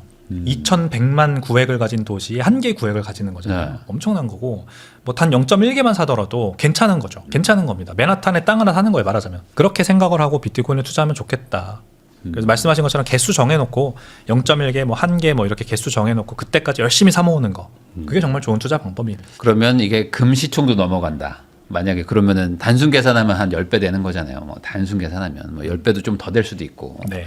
그렇게만 된다면은 뭐 예를 들어 지금 뭐 1억 투자한 사람들이 뭐 진짜 한 2, 30억도 되는 거니까 그 정도면 엄청난 또 성공인 거죠. 지금도 많이 올라가긴 했지만. 물론입니다. 그러니까 그런 기회가 있다고 생각하는데 안 샀다가 후회할 수도 있으니까 어느 정도 조금 사놔라. 본인이 감당할 수 있는 수준만큼. 그 비트코인 적립식 투자라는 거를 하는 경우들도 있잖아요. 근데 워낙 변동성이 크니까 이제 한 번에 담기에는 좀 부담스럽기도 하고 또 반대로 생각하면 이렇게 또 많이 빠졌을 때 좀 뭐 고점 대비 그래도 한 20, 30% 빠졌는데 이럴 때도 목돈 들어가는 게 낫지 이런 생각도 있을 것 같은데 뭐 예를 들어 내가 뭐 한 1,000만 원 아니면 뭐 1억 있다. 지금 같은 시기에도 적립식으로 하는 게 맞나요? 어떻게 보세요? 네, 언제나 적립식으로 하는 게 맞습니다. 분명 공격적으로 투자할 수 있는 시기가 있죠. 가격이 많이 떨어질 때. 좀 덜 사야 되는 시기는 가격이 급등을 하고 막 너무 비기성이 잦을 때. 이럴 때는 확실히 좀 수위 조절, 네. 속도 조절을 해야 됩니다만 제가 이제 투자 경험이 그렇게 길진 않지만 아무튼 제 비트코인 투자 경험상 오히려 이렇게 하면 할수록 더 계좌가 녹더라고요. 왜 그러냐면 모두가 다 비트코인 가격이 올라서 돈을 벌 때는 저도 돈이 많아요. 네. 어디서 생긴지 모르겠지만 아무튼 돈이 생겨요. 그걸로 비트코인을 사면은 그나마 뭐 가격이 올라가니까 덜 사긴 하지만 어쨌든 늘긴 느는 거죠. 근데 가격이 떨어질 때는 희한하게 돈이 없어요. 저만 없는 게 아니라 모두가 돈이 없어요. 이게 우리 인간은 로봇가 아니기 때문에 언제나 감성이 지배하고 이런 예상하지 못한 사건 사고가 발생을 하고 네. 이런 거에서 자유로울 수 없기 때문에 적립식 매수가 그래서 좋은 겁니다. 그러니까 나는 그렇게 믿죠. 가격이 올라가면 안 사면 돼. 그리고 가격이 떨어지면 사면 돼. 하지만 정작 그런 상황이 닥치면은 전혀 내가 생각한 거랑 예상한 것처럼 할 수 없는 그런 상황이 맞닥뜨려지므로 차라리 정기적으로 가격 안 보고 그냥 내 그 스케줄을 정해서 사는 게 훨씬 낫더라고요. 네. 그러니까 이제 내 감성을 이성으로 바꾸는 행동이고 결국 투자라는 걸 습관화하면서 내재화시키고 습관화하면서 이제 감성의 지배를 받지 않는 그 무언가로 바꾸는 과정이거든요. 이렇게 정기적으로 비트코인을 사면서 이 비트코인이 어쨌든 연평균으로는 지난 10년 동안 50%나 올랐으니까 연평균입니다, 여러분. 앞으로도 뭐 50%까지 나이더라도 연평균 30%? 뭐 40%, 30% 이렇게 오른다고 가정을 할 수 있어요. 물론 떨어지는 해도 있겠지만 많은 해에서 그 정도의 수익률이 날 거고 그 과정에서 내가 뭐 월이든 주든 일이든 정해서 주기적으로 사다 보면 그 사는 비트코인 하나하나의 가치가 단기적으로 오를 거란 말입니다. 샀는데 다음날 운이 좋아 올라, 또는 샀는데 다음 주 운이 좋아 올라. 이러면 이 작은 성공이에요. 작은 성공. 작은 성공이 쌓이고 쌓이다 보면 큰 성공이 됩니다. 근데 성공이 없이, 즉 실패만 계속해서 맛보다가, 예를 들어 내가 샀어요 지금. 근데 한 1년 뒤에 팔 각오로 샀는데 그동안 계속 떨어져. 네. 그러면 나는 성공을 맛보지는 못하고 실패만 계속 맛보다가 내가 팔기로 한 그 시기가 온 거예요. 그럼 당연히 안 팔겠죠. 가격이 올라면 팔아야지, 오르면 팔아야지. 이러다가 오히려 정작 가격이 올랐을 때는 못 팔고 가격이 떨어졌을 때 팔 가능성도 커요. 작은 성공을 쌓아야 큰 성공이 오고, 실패만 하다 보면 성공이 오지 않는다. 이게 또 제 투자 경험상 얻은 진리입니다. 그래서 나는 인간이 아니라 기계다. 이거를 내재화할 수 있게끔 주기를 정해서 사는 게 가장 최고다.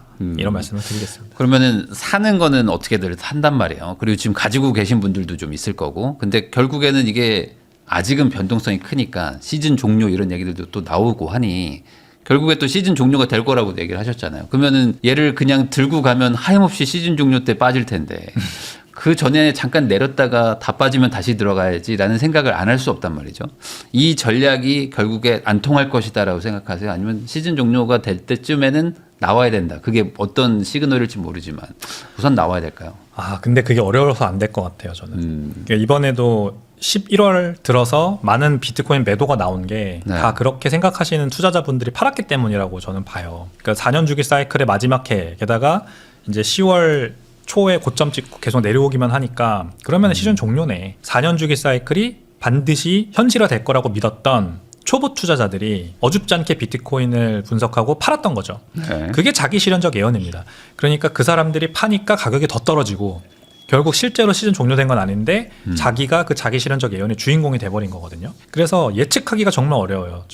올해 연초만 하더라도 전부 다 비트코인 가격 올해 연말에 25만 불, 30만 불, 막 다 이렇게 예상을 그러니까요. 했었단 말이에요. 다 틀렸잖아요. 싸그리 다 틀렸습니다. 저도 모 방송, 여러 방송에 나가서 50만 달러 간다 이렇게 얘기했었어요. 그러니까 저는 왜 그렇게 얘기했냐면 비트코인 가격을 대부분의 전문가들이 25만 달러 얘기를 하네요.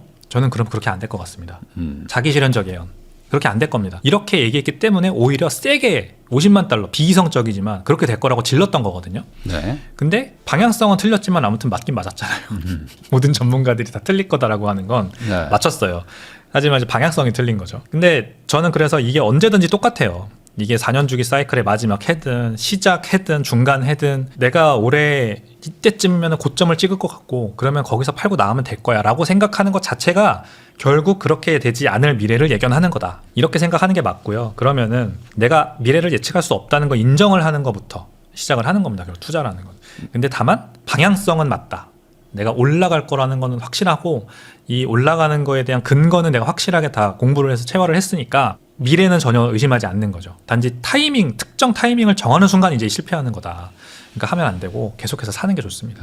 그냥 그러면은 예를 들어 시즌 종료가 와서 폭락이 막 하고 있어도 그냥 적립식으로 계속 오히려 수량을 더 늘려가면서 계속 그냥 모은다. 그렇죠. 근데 올라갈 때 많이 사고 내려갈 때 많이 사고 이런 거보다도 꾸준하게 사는 게 더 중요하고 네. 내가 만약에 월급이 500만 원인 사람이다. 그러면은 500만 원에 쓸 거 다 쓰고 이제 남은 게 있을 거 아니에요. 네. 그 남은 거로 투자를 하실 텐데 그 투자를 할 때 너무 공격적으로 내려간다고 생각하고 너무 공격적으로 막 부으면은 금방 총알이 마르고 그러면 이제 정작 더 떨어질 때는 예상하지 못하게 더 떨어질 때는 살 돈이 없고 이게 이제 대부분의 투자자들이 겪는 문제예요. 그러니까 너무 무리하려고 하지 말고 욕심 부리지 말고 내가 가지고 있는 총알을 가지고 얼마나 디스트리뷰트를 할 거냐 이 고민을 하셔야 돼요.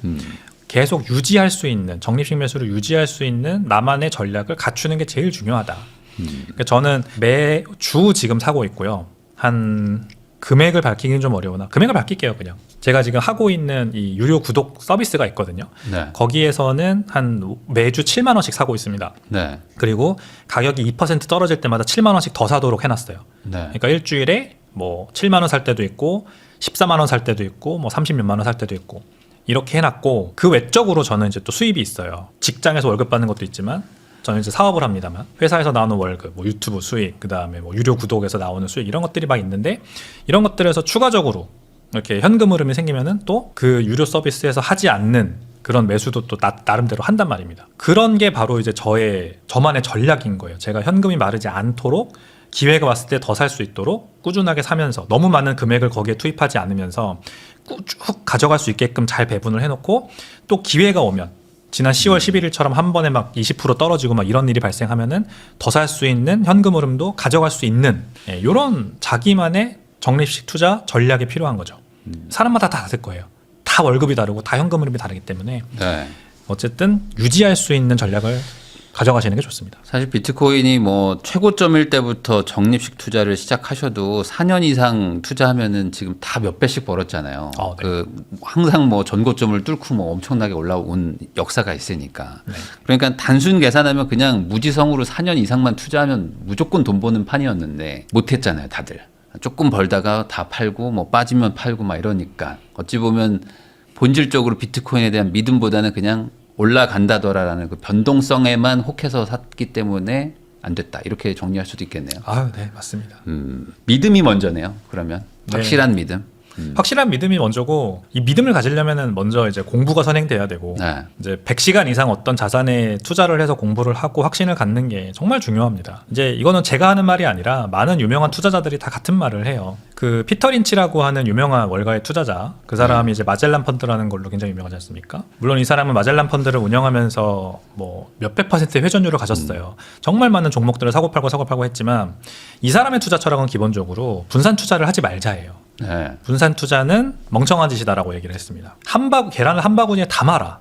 이거를 분산하는 거는 오히려 일생을 바꿀 기회를 놓치는 행위다라는 거죠. 즉 위너를 팔고 루저를 사는 행위, 뭔가 뭐 바벨 전략을 가진다. 이거에 대한 신뢰가 확신이 부족하니까 요거에도 투자하고 이런 건데 그거는 결국 이제 내가 충분히 이 신뢰를 줄 수 없는 정도로밖에 공부하지 않았다는 얘기가 되고 그러면은 투자를 통해서 뭐 안정적인 수익을 거둘 수 있지만 내 일생을 바꿀 정도의 수익을 거두는 건 애초에 그렇게 하면 불가능하다. 또 헤지펀드 매니저 중에 유명한 스탠리 드러켄밀러도 같은 말을 했죠.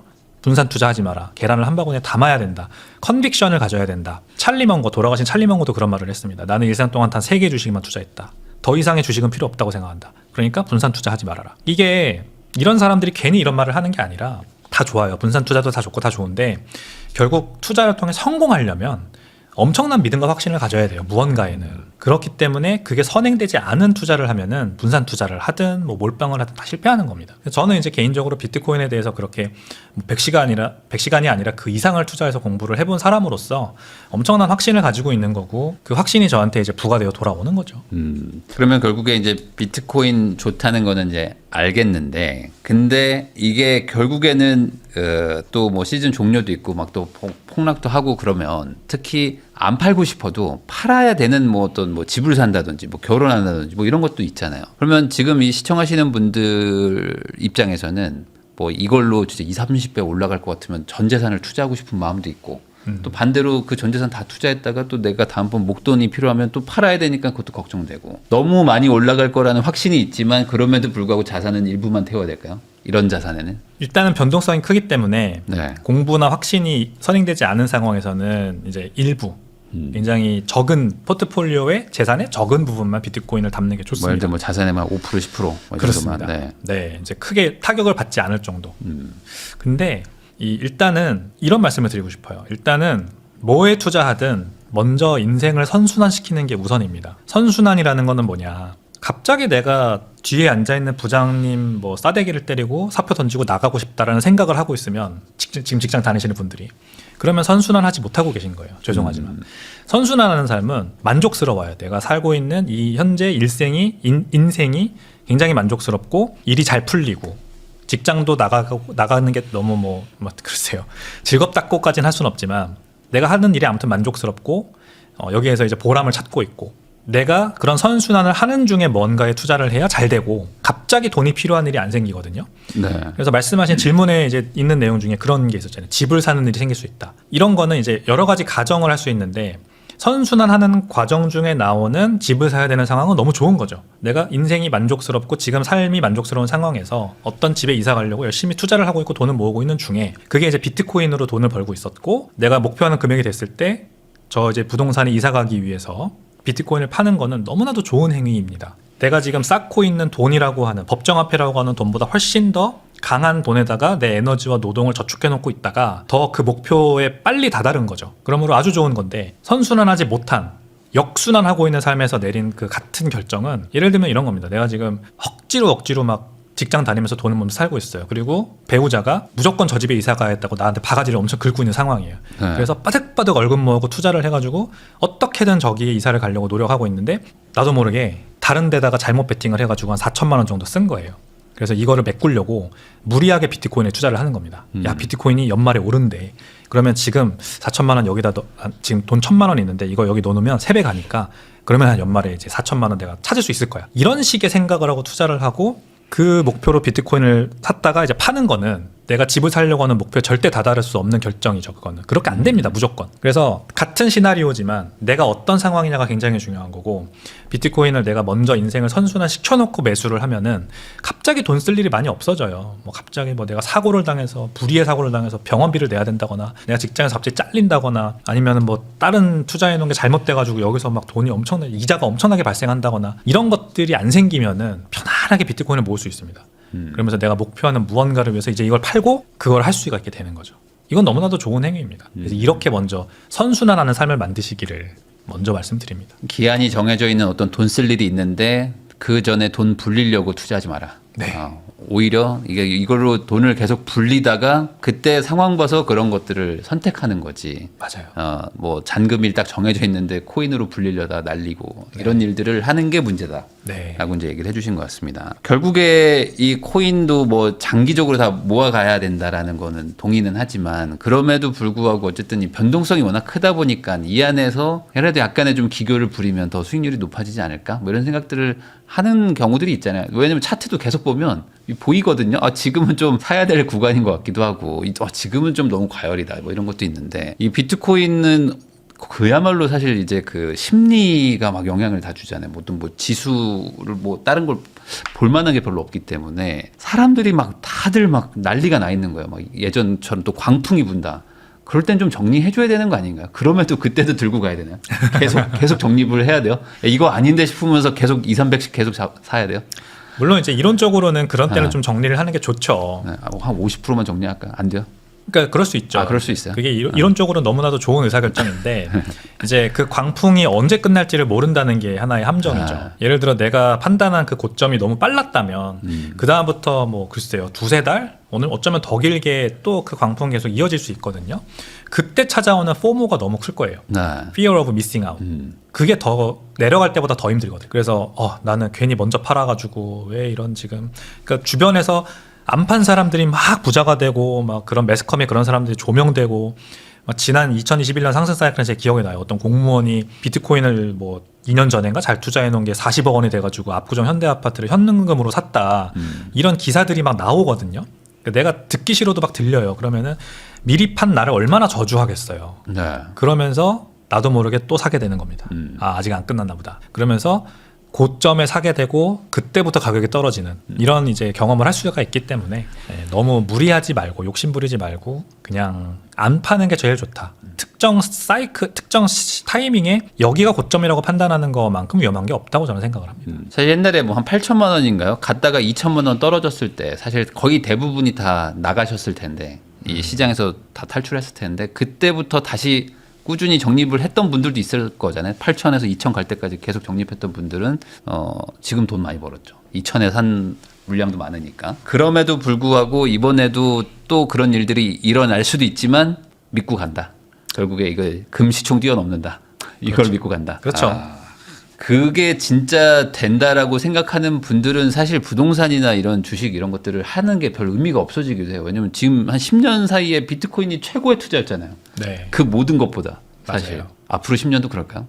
네, 앞으로 10년도 저는 그럴 거라고 이거보다 보고요. 더 괜찮은 건 없을 것이다. 물론 상승률은 좀 떨어지겠지만. 상승률은 계속해서 떨어지겠지만 에이펙스 프레데터라는 말이 있습니다. 네. 비트코인이 최상위 포식자, 화폐 그리고 뭐 투자 자산 어쨌든 투자 가치를 지닌 프리미엄을 가진 뭔가 투자 자산으로서 쭉 이제 1등부터 뭐 몇 등까지 이렇게 쭉 리스트업을 했을 때 비트코인이 저는 가장 최상위 포식자라고 생각을 해요. 가장 강한 가치 저장 기능을 가지고 있고 그만큼 저평가받아 있고 아직 사람들 인식이 안 올라와서 그리고 가장 무엇보다도 정부가 마음대로 어떤 정부나 제3의 어떤 기관이 마음대로 들어가서 발행량을 늘리거나 아니면은 뭐 정책을 바꾸거나 조종하거나 이러기가 굉장히 어려운 하나의 진짜 투명한 유기체 같은 굉장히 어떤 유동성이라든지 어떤 이벤트가 발생했을 때 거시경제 이벤트가 발생했을 때 가장 투명하게 반응을 하는 그 뭔가 유기체 같은 그런 거거든요. 그러니까 사실 주식이나 부동산이나 뭐 전통 금융자산도 좋죠. 좋은데 워낙에 많은 세월을 우리와 함께 지금 하고 있고 이렇게 하다 보니까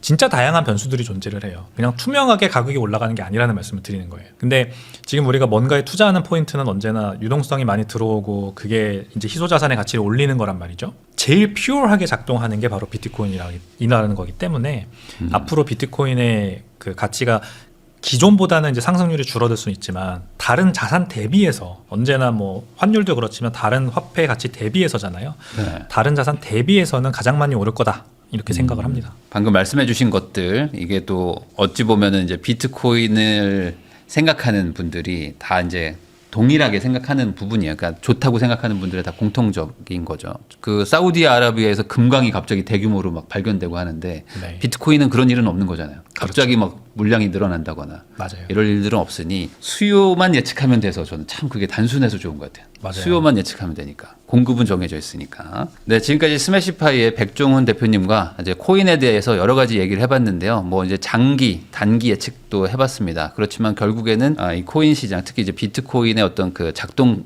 원리와 미래 가치에 대한 확신. 이게 더 중요하다 이렇게 좀 정리를 할 수 있을 것 같습니다. 이 내용 잘 참고하셔가지고 투자에 도움이 되시길 바라면서 저도 대표님과 인사 나누도록 하겠습니다. 오늘 나와주셔서 감사드립니다. 네, 감사합니다.